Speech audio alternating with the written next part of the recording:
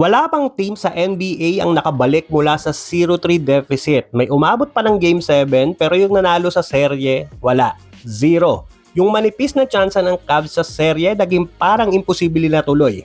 Dahil panalo ulit ang New York Knicks sa Game 3 ng Eastern Conference Finals kontra Cleveland Cavaliers. Posible pang makuha ng Knicks ang pangalawang magkasunod na sweep. Nanonood pa naman sa laban si Taylor Swift. Ito na yung 10 consecutive wins ng New York sa playoffs. Huling talo pa nila sa Hawks pa ng first round. At 10 consecutive wins din nang lamang sila ng double digit. Biglang nakalimutan na yata nila paano matalo. Hindi na matibag eh. Nanguna sa opensa si Jalen Bronson matapos kumamada ng 30 points habang pinagsamang 43 points naman sina Mikal Bridges at OG Anunoby sa sobrang lupit na shooting na 17 out of 25.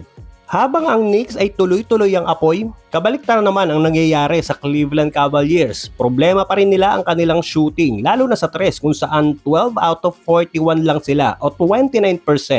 Pati free throw nila sablay din, 12 out of 19 lang. At kahit 13 points lang ang naging pagitan sa final score ng Game 3, mas malala ang lamang ng Knicks pagdating sa transition game.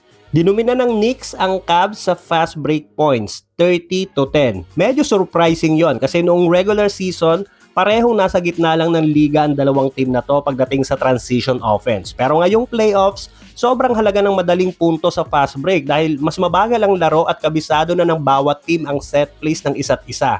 At sa playoffs, kapag nakakuha ka ng open layup o open threes bago makaset ang depensa, parang jackpot na agad yon. At dito tuluyang nalamangan ng Knicks ang Cavaliers. Sa unang dalawang games pa lang, lamang na sila sa transition points. Pero nitong Game 3, umabot pa sa 20-point advantage. Sa seryeng to laban sa Knicks, bagsak na bagsak ang offensive ratings ng Cavs, 103.4 points per 100 possessions lang. Ibig sabihin, higit 10 points ang ibinaba kumpara sa performance nila nung unang dalawang rounds. Matindi din naman ang depensa ng Raptors, lalo na yung Detroit Pistons. Pero iba talaga ang depensa ng Knicks ngayon. Yun ang parang hindi ata nila kinakaya. At oo, may factor ang malas sa shooting. Sa conference finals, 18 out of 55 lang ang wide open threes ng Cavs. Pero credit din talaga sa Knicks dahil halos tanggalin nila ang transition game ng Cleveland at isinira nila ang paint. At base sa stats, sa 4 na natitirang team ngayon sa playoffs, kasama na yung sa West, ang Knicks ngayon ang may pinakamahusay na depensa sa buong playoffs. Mas maganda pa kaysa sa depensa ng OKC Thunder at kahit sa team ni Victor Wembanyama na San Antonio Spurs.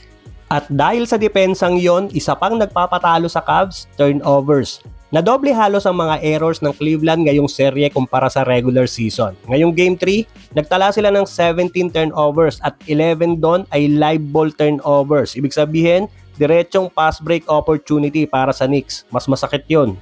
At habang lalong nagiging desperado dapat ang Cavaliers, mas mukhang Knicks pa ang gutom manalo. Ayon sa mga Knicks players, ang mindset daw ng buong team, ang serye ay laging 0-0. Iba pa naman pagkakaintindi ko sa 0-0. But anyway, mukhang ramdam na talaga ng Cleveland Cavaliers ang pagod ng kanilang playoff run. Simula pa noong April 29, halos every other day silang lumalaban sa sobrang dikit at physical na laban. At hindi basta-bastang games ang dinaanan nila. 2 beses pa silang dumaan sa do or die Game 7 para lang mailigtas ang kanilang season. Pero nitong Game 3 laban sa Knicks, salatang ubos ng gasolina ng Cleveland. Hindi sila nakalamang kahit isang beses sa buong laro. At mas masakit pa doon, simula pa sa second quarter ng Game 2, hindi na ulit sila nakahawak ng lead sa seryeng to. At ngayon, nasa bingit na talaga ang Cleveland. Sa buong kasaysayan ng NBA playoffs, wala pang team na nakabangon mula sa 0-3 deficit. Ibig sabihin, halos imposible na ang sitwasyon ng Cavs. Kung gusto nilang mabuhay pa ang season nila, kailangan nila ng halos superhero level na performance sa Game 4. Dahil kapag natalo pa sila sa sariling bahay sa Cleveland, baka ang susunod na makita na natin ay selebrasyon na ng Knicks at ng kanilang fans para sa pagpasok sa NBA Finals. So tingin mo, may pag-asa pa ba ang Cavs o wala na to? Comment ka naman sa baba. Paki-like and share naman ang video at baka naman, paki-subscribe na din ang ating channel para sa mga susunod pang NBA Kwentuhan.